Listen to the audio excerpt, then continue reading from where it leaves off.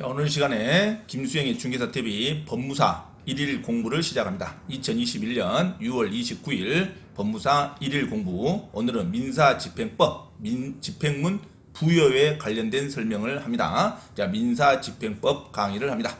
자, 집행문 부여라는 단어가 나옵니다. 집행문이라는 것은 국가가 강제적으로 이행을 하라는 공신력이 있는 명령서입니다. 국가가 강제로 어떤 이행을 할 수 있게 하는 하나의 명령문이라 생각하시면 됩니다. 국가가 강제적 공권력을 행사할 수 있는 명령서, 이 명령문이 있어야 강제 집행이 되는 거죠. 그래서 항상 민사집행법에는 집행문이라는 단어가 자주 나옵니다. 이거 어렵게 생각하지 말고 어떤 판결문에 집행문이라고 빨간색으로 하는 인주박이 딱 찍혀져 있어요. 그 관할 집행 담당 관실에 가서 집행문을 부여를 신청하면 그 제도에 의해서 절차에 의해서 그 판결 정본에 또는 등본에 집행문 명령서라고 한 두 줄, 세 줄 어떤 민사집행과 누구누구 해서 도장을 찍어주는 게 있습니다. 자, 그런 것을 집행문이라 그럽니다. 이제 이 집행문은 공중사무소에서 발행할 수도 있고 또 법원에서, 관할 법원에서 발행할 수 있습니다. 자, 이 집행문이라는 것은 국가기관이 강제적으로 이행을 명령하는 하나의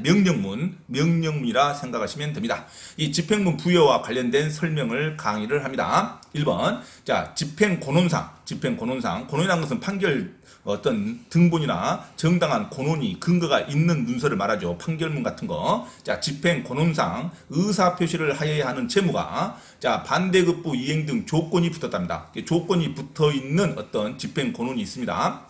반대급부 이행 등 조건이 성취돼야 되는데 반대급부 이행 등 조건이 성취되지 않았는데도 집행문이 부여됐답니다. 원래 이건 잘 부여를 안 해줍니다. 그런데 행정착오로 부여가 될 수도 있겠죠. 자, 그래서 반대급부 이행 등 조건이 성취되지 않았는데도 집행문이 부여되었다면 그 당하는 상대방 채무자는 집행문에 대한 이의신청 할 수도 있겠죠. 또는 집행문 부여에 대한 이의소를 제기할 수 있겠죠. 자, 제기하여 이를 바로잡을 수 있다 하면 큰일 납니다. 왜냐하면 판례가 채무자는 억울하지만 집행문에 대한 이의신청이나 집행문 부여에 대한 이의소를 제기할 수 없다로 가야 됩니다. 제기할 수 없고 이를 제기해서 바로 잡을 수 없습니다. 제기해서 이를 바로 잡을 수 없다. 예, 이유는 채권자가 조건 등의 성취를 증명하여 재판장의 명령에 의해서 집행문을 받아야만 의사표시 의제의 효과가 발생합니다. 재판장의 명령에 의해서 집행문을 받아야 되는데 조건 성취도 되지 않았는데 집행문이 부여되었답니다.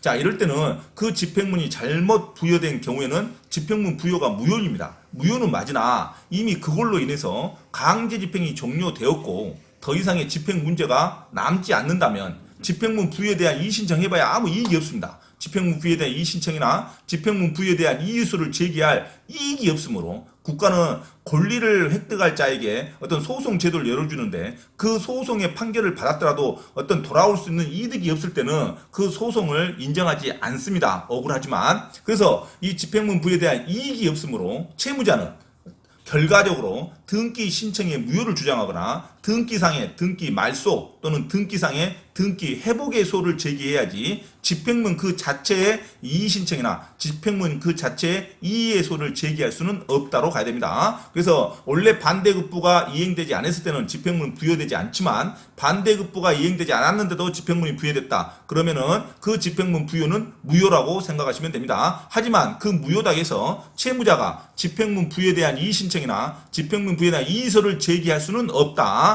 자, 이거 하나에 기억하시면 바랍니다. 느낌상으로는 이의소나 이의신청이나 이의소를 제기할 수 있겠죠. 하지만 이의소를 제기할 수 없다로 가야 됩니다. 이런 문제가 자주 나옵니다. 채무자는 억울하지만 집행문 부여 자체에 대한 이의신청이나 이의소를 제기할 수는 없다.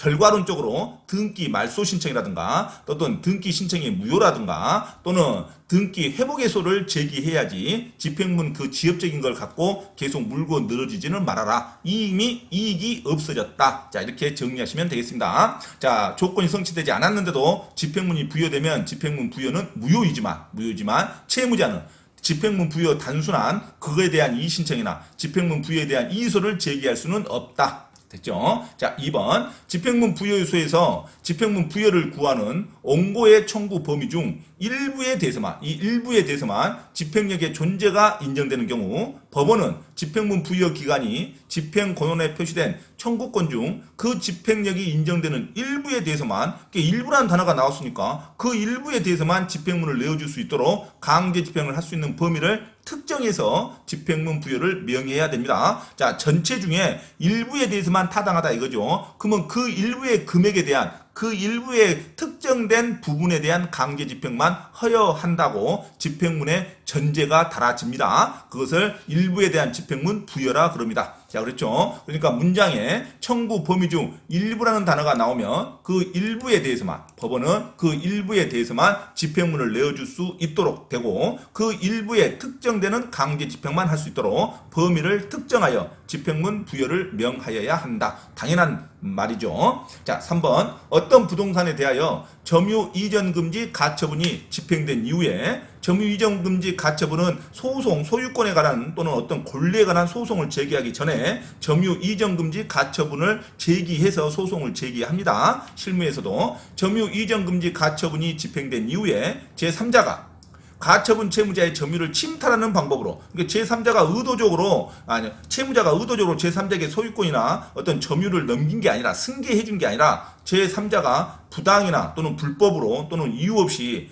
채무자의 어떤 부동산을 침탈했답니다. 자, 침탈하는 등의 방법으로 가처분 채무자를 통하지 아니하고 그 부동산에 대한 점유를 취득한 것이라면 이 침탈이라는 건 강제적으로 뺏었다는 말이죠. 어떤 계약 관계에 승계를 받았다는 말이 아니라, 그래서 침탈이라는 단어가 나오면 채무자와 제3자가 어떤 정보를 통하지 않았다, 그렇게 인정되는 겁니다. 서로 간에 정을 통했다 그러면은 입증을 해야 되는데 그걸 입증을 못했다는 거예요, 채권자가. 그래서 제3자가 침탈하는 등의 방법으로 채무자의 부동산에 대한 점유를 취득한 것이라면, 특별한 사정이 없는 한 입증을 못했으면 제3자는, 이거 승계인이 아니죠. 승계인이 아닙니다. 승계인이라는 것은 채무자와 제3자가 어떤 근거에 의해서, 권원에 의해서 승계를 받았다는 문장이 나와야 됩니다. 하지만 승계가 아니라 침탈이라는 단어가 나오면 제3자는 채무자가 아무 관계없죠. 그래서 제3자는 승계 집행문과 관련하여 채무자의 승계인이라고 할 수 없다. 이 문장에 침탈이라는 단어가 나오면 바로 제3자는 채무자의 승계인이라고 할 수 없다로 때리시면 됩니다. 자, 실제로 점유이전 금지 가처분의 효력을 회피하기 위해서 채무자와 통모를 많이 해요. 채무자와 통모를 해서 제3자가 승계받았는데 일부러 침탈했다는 형식을 갖춥니다. 강제로 뺐다는 어떤 증거도 확보하고, 채권자가 그게 침탈이 아니라 니끼리 짜고 쳤다, 짜고 치는 고스톱이다 하고 통모를 입증을 해야 되는데 채권자가 입증하기가 어렵죠. 상대방끼리 짜고 치고 하는 데를 입증하기가 참 어렵습니다. 그래서 입증을 못했다는 말입니다. 그래서 채무자와 통모하여 침탈을 가장하는 것을 입증을 했어야 되는데 채권자가 입증을 못했으면 침탈이라는 단어가 나오겠죠. 그랬을 때 침탈을 가장하는 등 특별한 사정이 없는 한, 입증을 못하는 한 제3자는 승계인이 아니겠죠. 채권자가 입증을 못했다 이겁니다. 그래서 침탈이라는 지문이 나오면 제3자는 채무자의 승계인이 아니다, 그렇게 때리시면 되죠. 제3자는 민사집행법 31조 1항에서 채무자의 승계인이라 할 수 없다, 맞는 말입니다. 그 다음에 4번. 소송비용 부담의 재판이 있은 후에 소송비용 부담 다시 재판을 한 겁니다. 소송비용 확정, 결정, 소송비용의 지급 청구가 또 있습니다. 소송이 이기면 소송비용 지급 청구는요, 실제 소송 금액을 전부 보전받지는 못합니다. 법에 규정된 어떤 일부만 받습니다. 소송비용이 비싼 변호사는 막 1억, 2억 하죠. 1억, 2억 다 못 받습니다. 자, 기본적인 법의 규정에 의한, 대법원 규칙에 규정된 의한 소송비용 확정 결정이 있습니다. 자, 소송비용 부담의 재판이 있은 후에 비용 부담 의무자가 사망하였답니다. 비용을 내줘야 패소 판결을 받았죠, 이 피고가. 그래서 비용 부담 의무자가 사망하였다는 이유로 그 상속인들을 상대로 소송 비용을 대신 내라 하고 소송 비용 확정 신청을 하기 위해서는, 소송 비용을 내야 할 당사자는 죽어버렸죠. 하지만 그게 의무를 승계한 상속인이 있다 하더라도 이 상속인에게 소송 비용의 확정 신청을 하기 위해서는 먼저 상속인들에게 승계 집행문을 부여받아야 됩니다. 집행문이란 뭐냐면 국가, 공권력이 있는 국가가 이행을 명하는 명령서입니다. 국가의 공권력이 근거되는, 공권력이 인정되는 하나의 명령서입니다. 명령서. 그러니까 상속인들한테도 소송 비용을 받게 해주세요 하고 국가가 명령을 받아야겠죠. 국가의 명령서를 신청해야 됩니다. 원래는 이 사람한테 받아야 되는데 이 사람이 죽었습니다. 그래서 상속인에게 자, 소송 비용을 좀 받겠습니다 하고 국가의 명령서를 받아야 그게 집행관이나 강제 집행을 할 수 있다 이거죠. 모든 강제 집행, 민사 집행법은 자, 국가의 명령서를 별도로 받아야지만 이행할 수 있습니다. 이 명령서가 뭐다? 집행문이라 그렇게 생각하시면 됩니다. 그래서 상속인들에게 소송 비용 확정 신청을 받기 위해서는 먼저 당연히 상속인에게 승계 집행문을 부여받아야 됩니다. 왜? 판결문은 죽은 사람 이름으로 받으라는 판결문이 나왔겠죠. 그러니까 그 판결문 갖고 자, 상속인한테 강제 집행을 하려면 자, 승계 집행문이 부여돼야겠죠. 자, 그래서 승계 집행문을 부여받아야 된다. 먼저 상속인들에게 승계 집행문을 부여받아야 된다. 이렇게 문장이 나와야 됩니다. 자, 5번. 판결에 표시된 채무자의 승계인에 대한 집행을 위해서 판결에 표시된 채무자의 승계인이라는 것은 채무자와 연결된 제3자 어떤 근거에 의해서 그 의무가 승계된 자, 승계인이라 그럽니다. 승계인에 대한 집행을 위해서 집행문이 부여된 경우에는 승계인만이 당연히 이의 신청할 수 있죠. 예전에 이름이 걸려졌던 채무자는 이미 그 사람은 떠난 겁니다. 승계인한테 집행문이 부여됐으며 집행문에 부여된 이름은 승계인 이름으로 돼 있겠죠. 승계인 네가 빨리 이행해라 하고 자, 승계인에게 강제 집행할 수 있다 하고 그러면 승계인만이 이름에 적혀져 있는 승계인만이 집행문 부여에 대한 이의 신청이나 이의 소를 할 수 있는 거지. 예전에 적어져 있던 채무자는 이에 대한 이의 신청을 할 수 없다로 가야 됩니다. 당연하죠. 이름이 빠져있는 사람이 자기가 옛날 그 의무자라고 막 나서면 안 됩니다. 그래서 항상 법은 당사자 특정이 중요합니다. 당사자 특정이 되지 않은 사람은 어떤 그게 소송이나 분쟁에 참여할 수 없는 게 원칙입니다. 참여하려면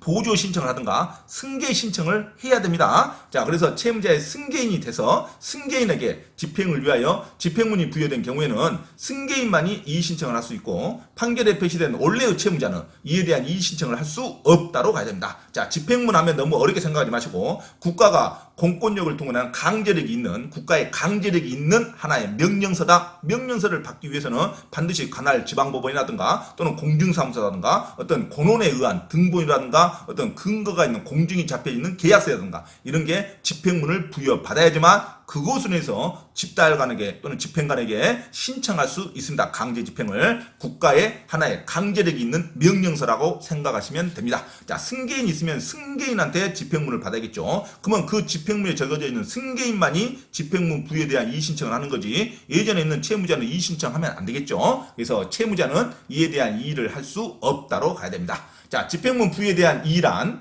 집행문에 표시된 채무자가 집행문 부여의 위법을 이유로 집행문 부여 취소 등 시정을 구하기 위해서 제기하는 이의를 말하는 것입니다. 그래서 집행문 부여에 대한 이의라는 것은 집행문에 표시된 그 당사자가 채무자가 집행문 부여의 위법을 이유로 집행문 부여의 취소 등 시정을 구하기 위해 제기하는 이의를 말하는 것이기 때문에 이미 이름이 빠져있는 원래의 채무자는 자, 승계인에 대한 집행문 부여에 있어서 이의를 제기할 수 없다로 가야 됩니다. 자, 이상 자, 민사집행법 하루 테마 집행문 부여에 관한 설명을 마쳤습니다. 반드시 반복하시고 자, 편하게 법무사는 하루하루 하나의 테마씩 공부하시기 바랍니다.